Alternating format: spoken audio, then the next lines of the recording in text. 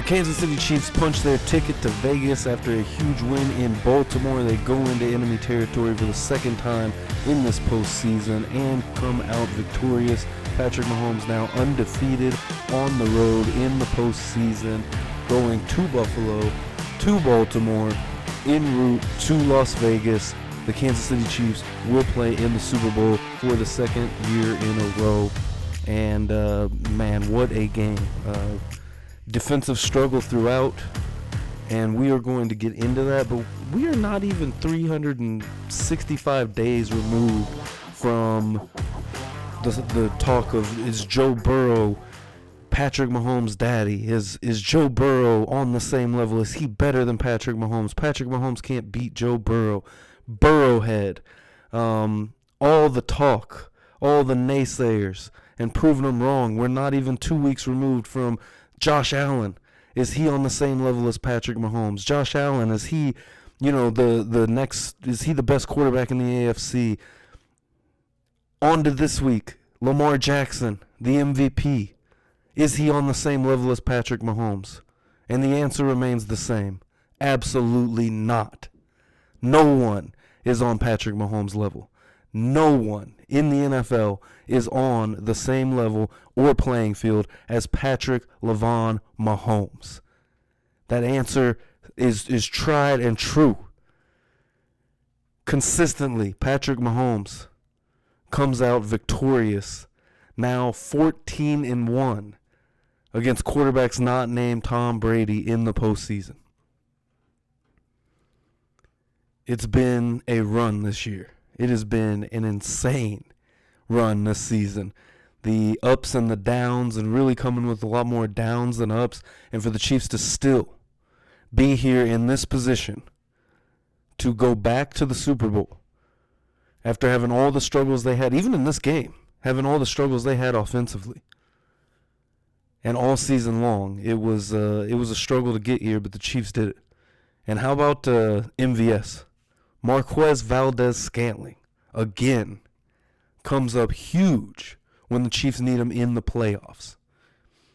You remember he had that huge game against the Bengals last year, which was a lot of people's arguing point about halfway through the year. I think everything changed about towards the Eagles game when he had that big drop. And really that kind of snowballed throughout the rest of the year. And again, though, huge game in the last AFC Championship game at Baltimore, or against Cincinnati at Arrowhead. Tonight he comes up huge again. He was huge in Buffalo, the 2 catches for I think 62 yards. For the Chiefs on Sunday afternoon, MVS 2 catches off 2 targets, 38 yards, and the one that put the nail in the coffin for the Chiefs.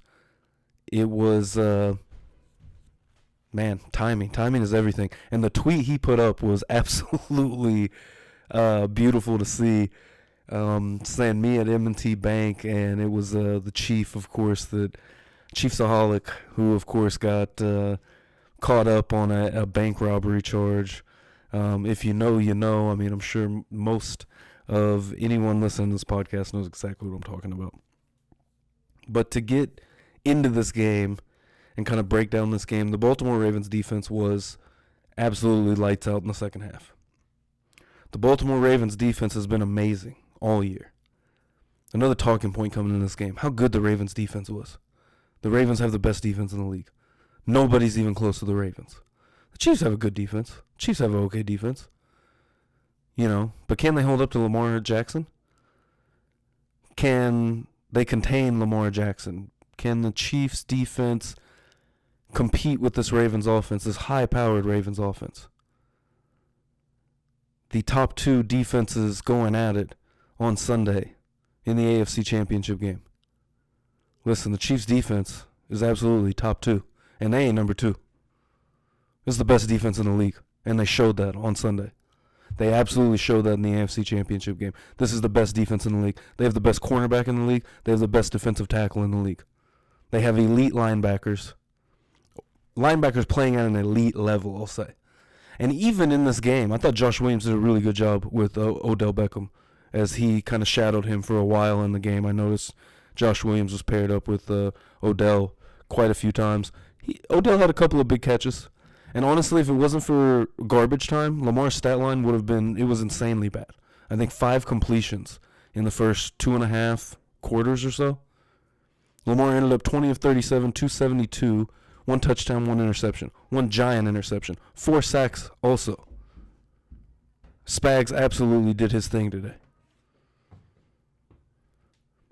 Spags was masterful in that AFC Championship game Sunday afternoon. Zay Flowers, he had a big game, but may have been more of a detriment to his team than he was a positive. Even with 5 catches, 115 yards, and a touchdown off 8 targets, Zay Flowers caught the lone touchdown pass from Lamar Jackson. And in the most crucial time, Zay Flowers fumbled the football. Not only did he fumble the football, he made the biggest play of the game on a 55-yard catch. The biggest play of the game, got the Ravens right back in it. Until he stood over L'Jarius Sneed, taunted Sneed, came back to haunt him, more so than the 15-yard penalty. L'Jarius Sneed came and took the ball from him. Zay Flowers getting ready to score a touchdown. L'Jarius Sneed rips the football out, fumble, turnover, Chiefs ball. Absolutely changed the complexion of the game.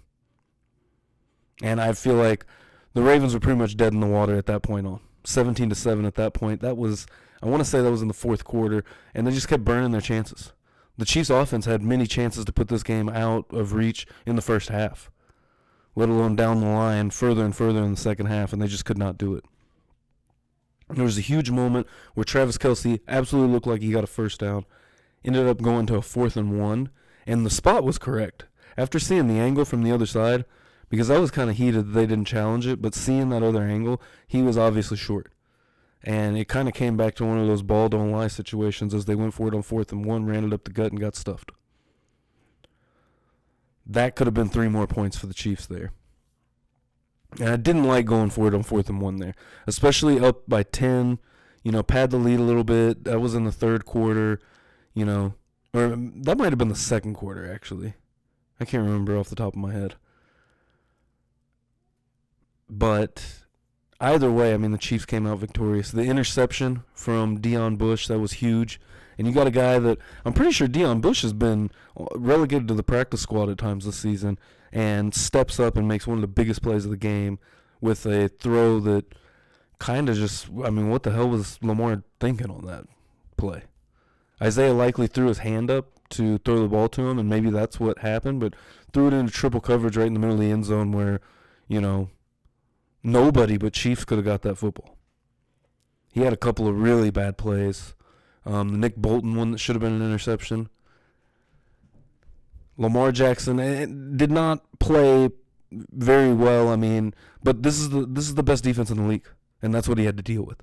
He had to deal with the mastermind of Steve Spagnuolo along with, this insane Chiefs defense. So I don't blame, Lamar Jackson too much on that. Just in the fact that it was going to be a difficult day. And the Chiefs did really exactly what I kind of had said in the preview of the way you're going to have to contain Lamar is to keep him relatively inside the pocket. Don't let him get the outside. Don't let him get a lane. And they really did a good job of that for most of the game. Ended up with 54 yards off 8 attempts on the ground. 6.8 yards per carry. It's Lamar Jackson. You're not going to be able to... Kind of like what Ray said in the preview, you have to mitigate. You can't necessarily contain him, and that's exactly what happened. They mitigated, and, I think they had him thinking twice about, and I don't know if it was maybe Lamar wanting to beat the Chiefs with his arm and, prove on top of that, that I can do it with my arm. And maybe that might have been something, but there was plenty of plays where he should have ran the ball instead of waiting around. And, the Chiefs' pass rush was just too much, especially there towards the second half and the end of the game. It was just too much. And I think that it really got in Lamar's head to a point because there was some plays where there wasn't a ton of real pressure, but the fact that you had all kinds of defenders coming from crazy angles, whether it was a corner or DB, running around, trying to get past the tackle. Lamar did a good job stepping up in the pocket. But, at the end of the day, Lamar is not a great pocket quarterback. And honestly, there's not a lot of great pocket quarterbacks in the league anymore. at this point, just because of the way of the game and how it's played at this point. But Lamar does not do a great job from the pocket past a few seconds. I think like that 3 to 5 second range, if he can get the ball off.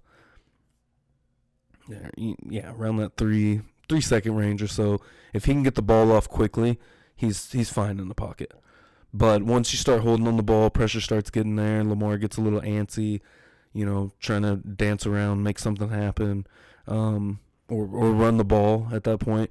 I think he just needed to make quicker decisions, essentially. Quicker decisions of, when he was going to run the ball, when he wasn't going to run the ball.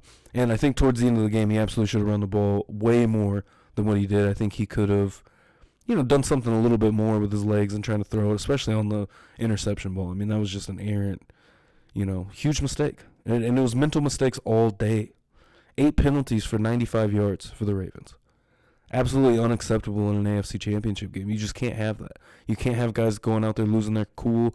The Kyle Van Noy penalty, the Roquan Smith penalty at the end of the game was absolutely just, one of the silliest penalties I think you've ever seen. The offsides, sure, get the offsides and get them, back to 1st and 10. But to push Trey Smith down the way he did, it was silly. The Ravens were obviously very frustrated, and that's what happened. Zay Flowers ended up cutting his hand on the sideline after the fumble. That whole drive, where they had the huge play, to get the momentum kind of back, swinged on their side, swinging on the Ravens side, to absolutely swing that momentum straight back. To shoot yourself in the foot with a 15-yard penalty, to then fumble the ball on the goal line, absolutely killed the Ravens, I think. And then none other than Travis Kelce. Travis Kelce, 11 targets, caught every single one of them. 11 catches, 116 yards and a touchdown.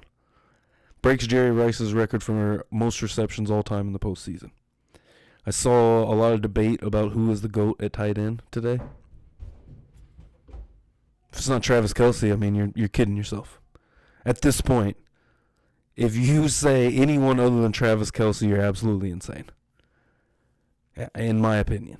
And, obviously Tony Gonzalez is up there. Kind of maybe Antonio Gates. I feel like statistically it's hard to put Gronk up there. Just because of the long-term success he didn't quite have as much as, Kelce's been so consistent for so long at this point. And so was Tony Gonzalez, so was Antonio Gates. Very strong for a very long time. Gronk kind of had a spurt where he was just on a different level than everybody else, absolutely.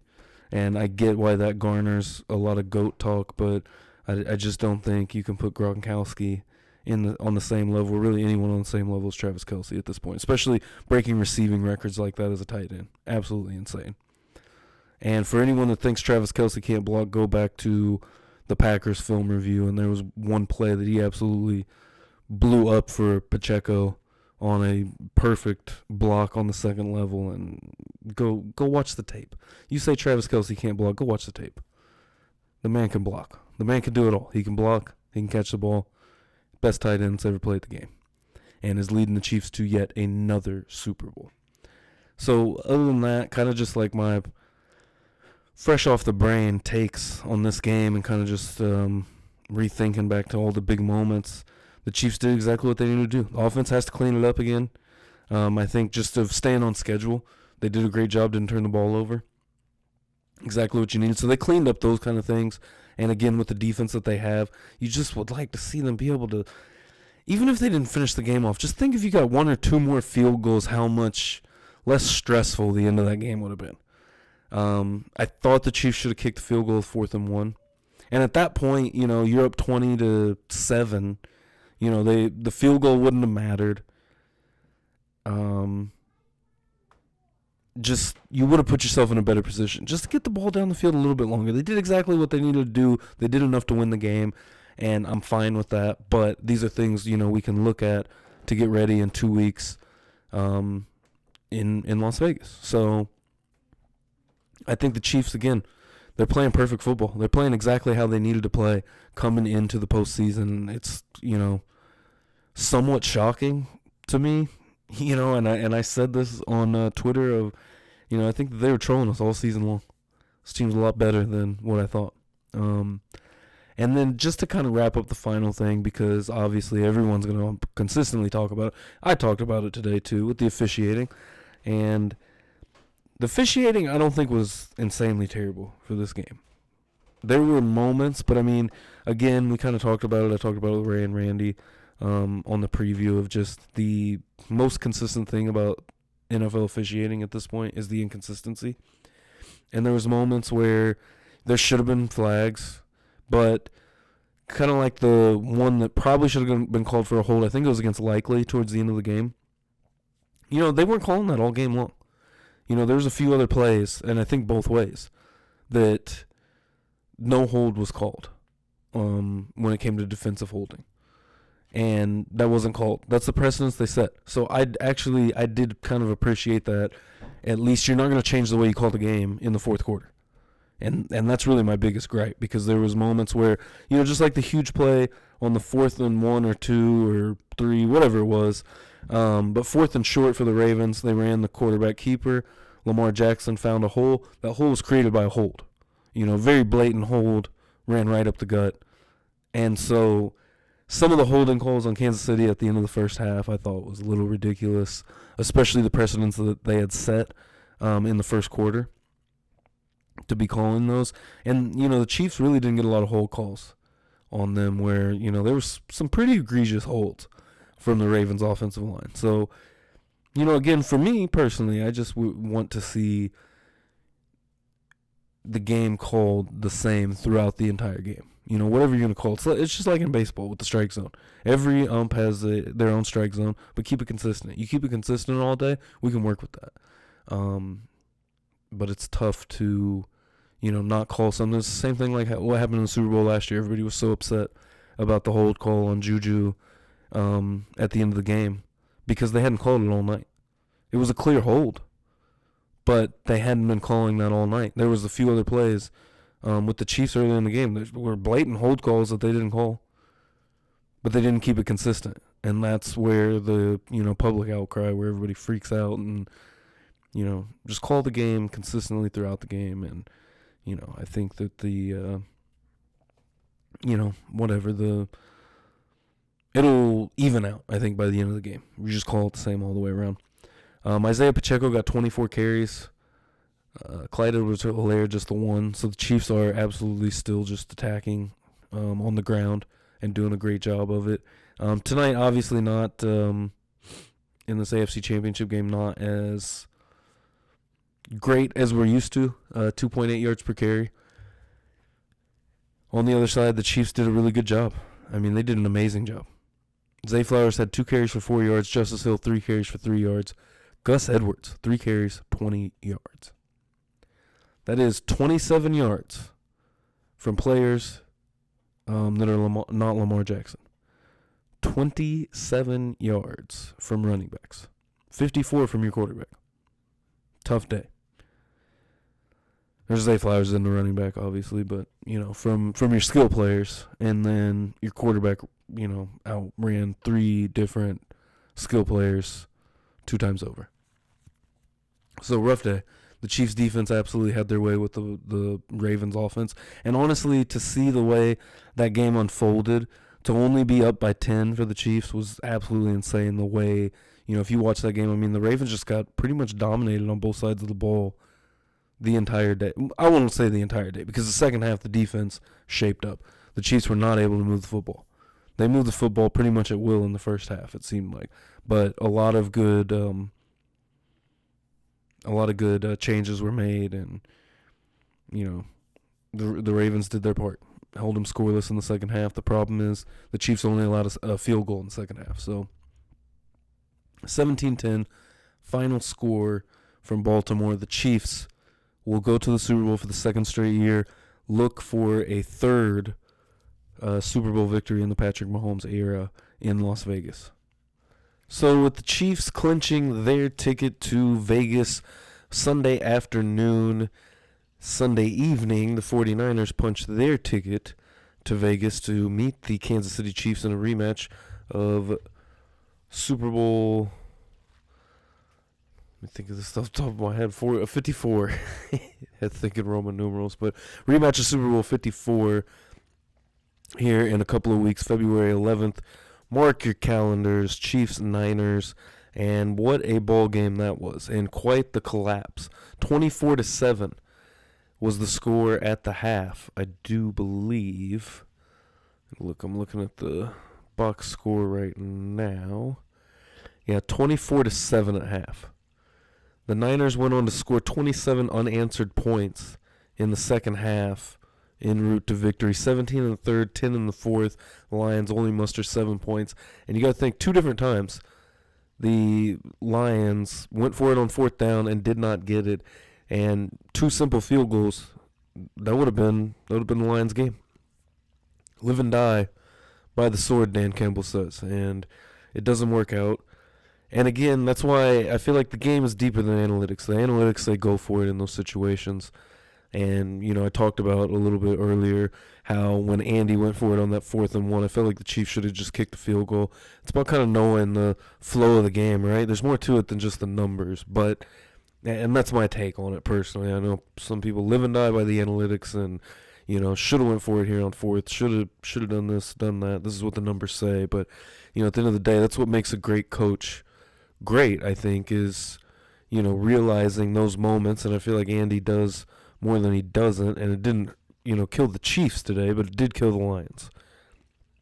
6 points essentially left on the board if Badgley hits both of those field goals that they could have taken on fourth down plays. Now, Josh Reynolds should have had the first one. The second one, just a rough play, and a great play disguising the man coverage by the 49ers and going into zone to shut down the play for the Lions on that I think it was 4th and 3. I was kind of shocked that they didn't kick the field goal there. Down by just 3 at that point. Would have tied the game at 27, and you go on to lose 34-31. Tough one to swallow for the Lions. Very tough one to swallow for the Lions.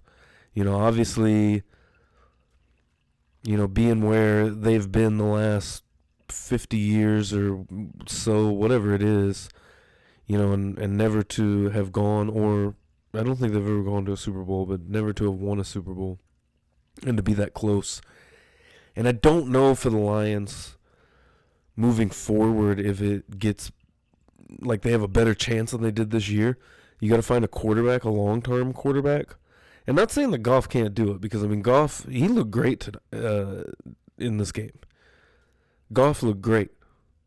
And he didn't get any help from his receivers in a few different situations. So it's tough. Tough for the Lions, tough for Lions fans. I feel for them because just a tough way to lose the game. Being up 24-10 at halftime and losing by 3, that close to going to a Super Bowl for the first time in franchise history and a chance to win and play Patrick Mahomes and the Kansas City Chiefs. That being said, again, Sunday evening, the 49ers punched their ticket to Vegas to rematch with the Kansas City Chiefs. And honestly, I do think the Lions would have been a little bit better of a matchup for the Chiefs. One, because they already played this year. And I think that's huge. Because that was one of, that was the moment everything began. Everything that led us to this moment, to being in Vegas for the Super Bowl, February 11th, kind of started with that opening night, right? And the Lions beating the Chiefs by 1 point. And I just don't think the Lions are on the same level as the Chiefs. I think for the most part, the rest of the team for the 49ers, they are on the same level as the Kansas City Chiefs. But as it pertains to quarterback, it's not even close. I think that Brock Purdy is good for what the Niners do for the most part. But is he going to go out and win you a Super Bowl? Are you going to be able to count on Brock Purdy, when it matters the most, when the game's on the line, against the best defense in the NFL? I think that's the problem. I think that's what it comes down to, is the 49ers are going to have trouble doing much with the Chiefs' defense. What they're going to have to do is run the ball. They're going to have to figure out how to execute to run the ball. Whether it's Christian McCaffrey, whether it's Deebo Samuel, Elijah Mitchell, no matter who it is, they're going to have to figure out how to run the ball consistently on the Chiefs' defense. And they showed Sunday that they can figure it out to, not give up the big run plays. And if the offense can at least put it together in the beginning of the game, the first half is where the offense has to be money. And I think they showed that today. The blueprint for the Chiefs to beat anybody in the league, I think, at this point is very telling. And that is have a great first half and don't make mistakes. Don't turn the ball over is really what I mean by that. And the penalties. Don't let the penalties kill you. Don't turn the ball over and, come out and have a very good first half. Because the adjustments that the defense is going to make in the second half might not be great for your offense, but for your defense, this is the best second half defense in the league. They've been the best out by far of anyone in the league has the Chiefs defense. So as long as they can win the first half, I think that the Chiefs can coast to winning. At least the offense can. The defense, they came up with some big plays. They came up with some big plays against the Ravens on Sunday. And I think they'll need those kind of plays again. But I think it'll be more contained than it was today, as in, the Ravens were able to move the ball down the field and get close, right, a few times. And the Chiefs took the ball away. The Chiefs took the ball away in those moments that they absolutely had to not let any points go up on the board. And I don't think in the Super Bowl against the Niners that they'll have to do that as much. I think they'll be able to contain the Niners offense further down the field. They had to respect Lamar's running ability. And even when they got pressure, it wasn't always a breeze to bring Lamar Jackson down. And Purdy did a great job in this game against the Lions Sunday night. But very different from what Purdy is going to bring versus what Lamar Jackson brought in the AFC Championship game, right? I just don't think that Brock Purdy is going to be able to get away from Chris Jones, George Karlaftis, Leo Chanel, whoever it may be in the backfield. Hopefully Willie Gay will be able to play in this game. So I don't think that Purdy is going to be able to get away from those guys like Lamar Jackson was able to get away from those guys, especially if Drew Tranquill comes to play like he did in that AFC Championship game. I mean, Drew Tranquill might be the best linebacker on the roster at this point. I think Nick Bolton has taken a step back. He's obviously hurt and out quite a few games this year. I don't know exactly how many games he missed, but Nick Bolton obviously regressed a little bit of a step. And I think he's still very solid, very good. But, Nick Bolton is who Nick Bolton is. He's a very good tackler. He's very good kind of there in the middle. The coverage isn't great. And if he gets picked up by a block, he's not great at getting off the block, but he is great at making sure big plays don't happen. And that's what the basis of this Chiefs defense is, I think. Don't let the big plays happen. And when they did in the AFC Championship game, they were there to be able to get the ball back. They've been great at not allowing touchdowns, giving up field goals. Bend but don't break is what this Chiefs defense moniker has been this season. Absolutely. Bend but don't break. And I think in the Super Bowl, this defense is set up perfect to deal with the Niners. I think they were set up perfect to deal with the Lions. But I do think the 49ers have a better shot at beating the Chiefs than the Lions would have. And, even last year's game, and off the top of my head, I could not tell you what the score of that game was. Or anything. I'm going to go check that real quick. But, or if we can.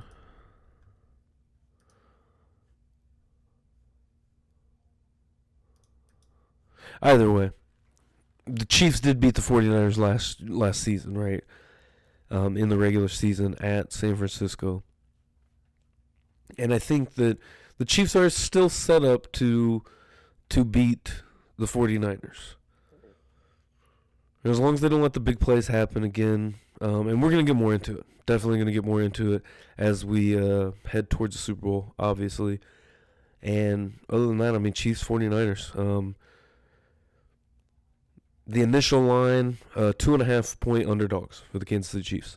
So the Chiefs are underdogs heading into the Super Bowl just like they've been pretty much the entire postseason. I think they were the favorites against the Dolphins, but on the road they've been the underdogs at Buffalo, underdogs at Baltimore in the AFC Championship game on Sunday, and underdogs heading into the Super Bowl. I like it. I ain't mad at it, and continue to spin that narrative, right? That the Chiefs are the underdogs. So I think at this point, watching the way they played through the postseason, knowing what Andy Reid's capable of, knowing what Steve Spagnuolo's capable of, knowing what this team is with, capable of with the preparation that they're going to have for the Super Bowl. They've been here. They're very experienced.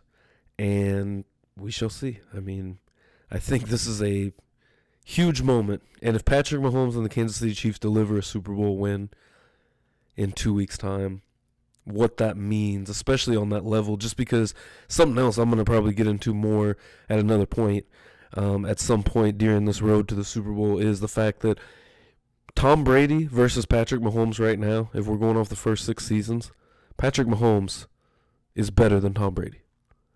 The only thing Tom Brady has at this point is one more Super Bowl victory. That is it. Statistically, in every single category, Patrick Mahomes is better, whether it pertains to regular season or postseason numbers. He has now one more AFC championship than Tom Brady did in the first 6 years. I mean, 4 AFC championships in 6 years. 4. 2 Super Bowl victories. 4 AFC championships.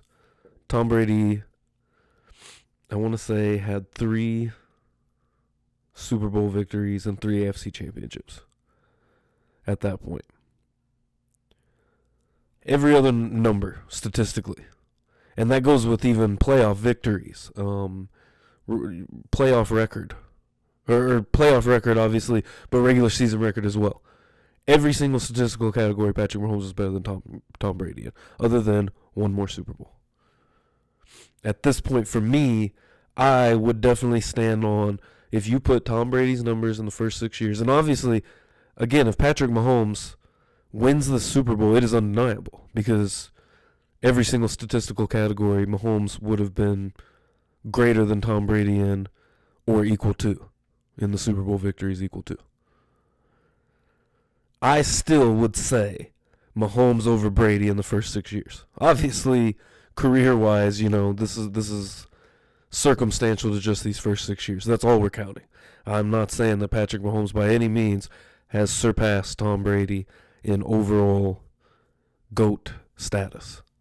What I'm saying is these first 6 years, I'm taking Mahomes over Brady in greatness in this 6 years versus Tom Brady's first 6 years.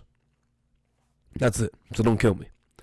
Definitely not overall GOAT status yet, but well on his way to doing that. So obviously we will be back here before the Super Bowl, probably a couple of times at least. Let me know in the comments what's your initial thoughts, how you felt about this AFC Championship game, what you think the Chiefs need to do better, what they did great out there. I would definitely give game balls out to Travis Kelce and L'Jarius Sneed, offense and defense-wise. Tommy Townsend didn't have a great game, but another one that came up when it mattered the most. Justin Watson did a great job pinning them at the 1 with the perfect punt from Tommy Townsend. Amazing. Amazing place. And the Chiefs just, it seems like they perform when it is time to perform. But again, let me know. Let me know in the comments. What's your initial take on the Super Bowl? Who you got winning? On just our initial what we saw on Sunday. And if you enjoyed this episode, smash that like button. Go over, subscribe, follow wherever you listen on whether it's YouTube, Substack, Spotify or Apple Podcasts, Substack or papashowknows.substack.com. Go over there and check that out. Probably gonna try to get to a little bit more writing leading up to the Super Bowl, but definitely going to have plenty of content coming your way. I definitely plan to dive into a bunch of film kind of and start working on sifting through like postseason film. Obviously, there's about like 3 more games of the regular season that I haven't went into and made film reviews of that I may plan on doing that. I want to start diving into more film, also just specific player film. and working on that. So we got plenty of stuff coming your way these next couple of weeks and into the off season. Of course, we cover the off season, all off season with Kansas City Chiefs. Again, smash that like button, smash that subscribe, follow wherever you listen to. And until next time, you already know these Kansas City Chiefs on their way to another Super Bowl, another one. And until then, until you hear from me next time, go Chiefs.